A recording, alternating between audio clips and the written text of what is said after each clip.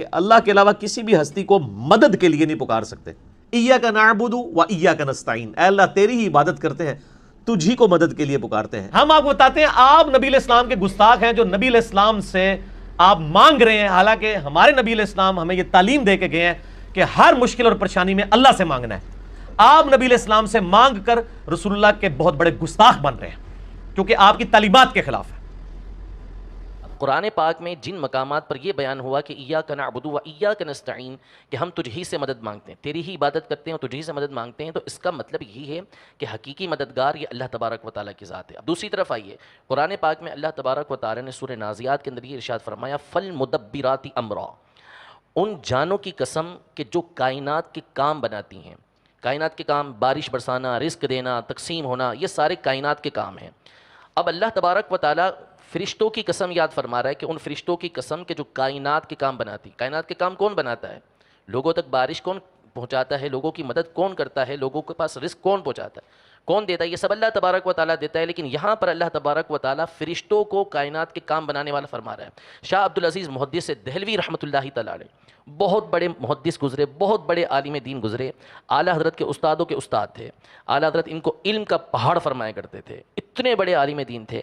یہ اپنی تفسیر عزیزی کے اندر فرماتے ہیں فالمدبرات امرا، یعنی کائنات کی تدبیر بنانے والے. آپ فرماتے ہیں کہ جب اللہ کے نیک بندے اس دنیا سے رخصت ہوتے ہیں تو ان کی جو روحیں ہوتی ہیں وہ فرشتوں کے ساتھ مل جاتی ہیں اور اب لوگوں کے کام بنانا شروع کر دیتی ہیں.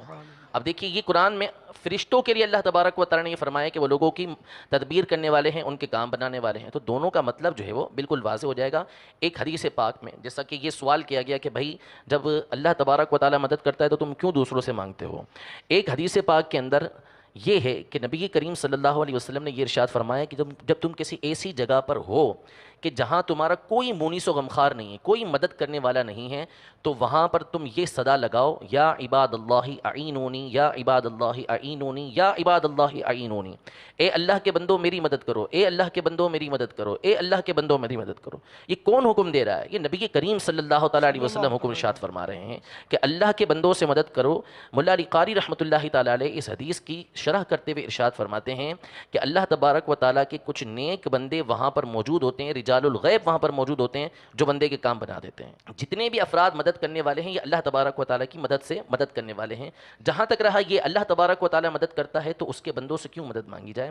ایک حدیث پاک بخاری شریف کی ہے، کتاب الزکوٰۃ کے اندر نبی کریم صلی اللہ تعالیٰ علیہ وآلہ وسلم نے اپنے صحابہ سے یہ ارشاد فرمایا کہ جب کوئی سائل سوال کرنے کے لیے آئے نا تو تم اس کی سفارش کیا کرو.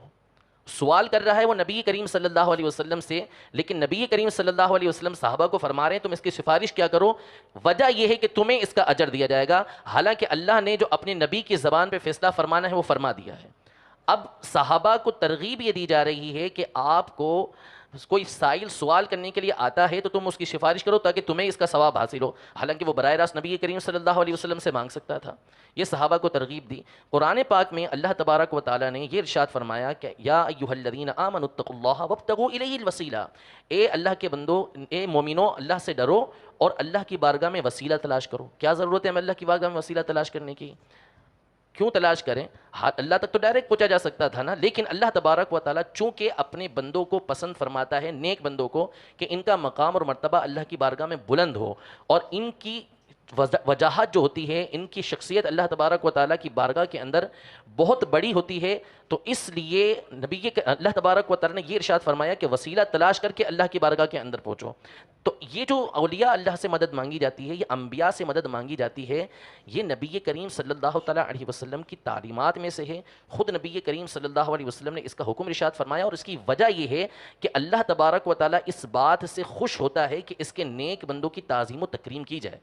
یہ ان سے مدد مانگنا، ان کی تعظیم و تکریم کرنا ہے، اور حقیقت کے اندر ان سے مدد مانگنا یہ ان سے مدد مانگنا نہیں ہے بلکہ ان کے وسیلے سے اللہ تبارک و تعالیٰ سے مدد مانگنا ہے.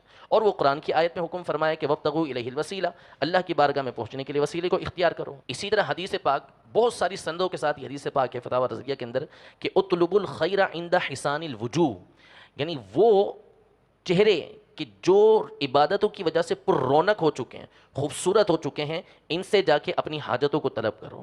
یعنی اس حدیث پاک کے اندر حکم دیا گیا کہ نیک لوگوں سے اپنی حاجتوں کو طلب کرو، اور پھر آپ صحابہ کرام علیہم رضوان کے عمل کی طرف آتے جائیں تو آپ کی آنکھیں کھلتی چلی جائیں گی۔ تو اس طرح اگر واقعات کو بیان کرتے جائیں تو سینکڑوں واقعات اس طرح کے موجود ہیں کہ جس میں صحابہ کرام علیہم رضوان نے نبی کریم صلی اللہ تعالیٰ علیہ وسلم سے ایسی مددیں مانگی ہیں کہ جس کا ہم تصور بھی نہیں کر سکتے۔ ایک صحابی رضی اللہ تعالیٰ عنہ، ان کا ہاتھ نکل گیا۔ اب بعض لوگ کہتے ہیں نا کہ یہ تو ساری جتنی بھی مددیں تھیں یہ دنیاوی مددیں ہیں، ایک صحابی کا ہاتھ نکل گیا تو اب ہونا کیا چاہیے؟ کسی طبیب کے پاس جائیں، کوئی ڈاکٹر سے اس کو سلوائیں، لیکن وہ نبی کریم صلی اللہ علیہ وسلم کی بارگاہ میں حاضر ہوا اور عرض کیا کہ میرا ہاتھ نکل گیا ہے۔ حضور علیہ الصلوۃ والسلام نے اپنا لعاب دہن اس پہ لگایا، ان کا ہاتھ جڑ گیا بالکل۔ تو یہ مدد کیا ما تحت الاسباب ہے؟ وہ مدد ہے کہ جو عام طور پہ کی جاتی ہے؟ یقیناً نہیں کی جاتی۔ میں اور آپ اپنا تھوک لگا کے دیکھ لیں، اس کا زخم سڑ جائے گا بجائے اس کا ہاتھ جڑنے کے، لیکن نبی کریم صلی اللہ تعالیٰ علیہ وسلم کے لعاب دہن کی برکت دیکھیں کہ وہ ہاتھ جڑ گیا۔ اسی طرح ایک صحابی کی آنکھ کا ڈھیلا باہر آ گیا تھا، تو وہ اس ڈھیلے کو لے کر بارگاہ رسالت میں حاضر ہوئے تو نبی کریم صلی اللہ علیہ وسلم نے اپنا مبارک تھوک مبارک لعاب دہن جو ہے وہ اس ڈھیلے پر لگایا اور آنکھ کو جوڑ دیا۔ وہ فرماتے ہیں کہ میں فرق ہی نہیں کر سکتا کہ کون سی آنکھ سے زیادہ نظر آتا ہے۔ تو یہ وہ مددیں ہیں کہ جو صحابہ کرام علیہم رضوان زندگی میں بھی حضور علیہ الصلوۃ والسلام کی ظاہری زندگی کے اندر بھی مانگتے رہے اور وصال ظاہری کے اندر بھی مانگتے رہے ہیں۔ تو اللہ رب العزت جل وعلا ہم سب کے عقیدے کی جو ہے وہ حفاظت فرمائے۔ تو قرآن کی تمام آیات کو دیکھ کر ہی عقیدہ بنتا ہے، اور یہ عقیدہ بزرگ اپنی کتابوں کے اندر عرصہ دراز پہلے بیان کر کے جا چکے ہیں۔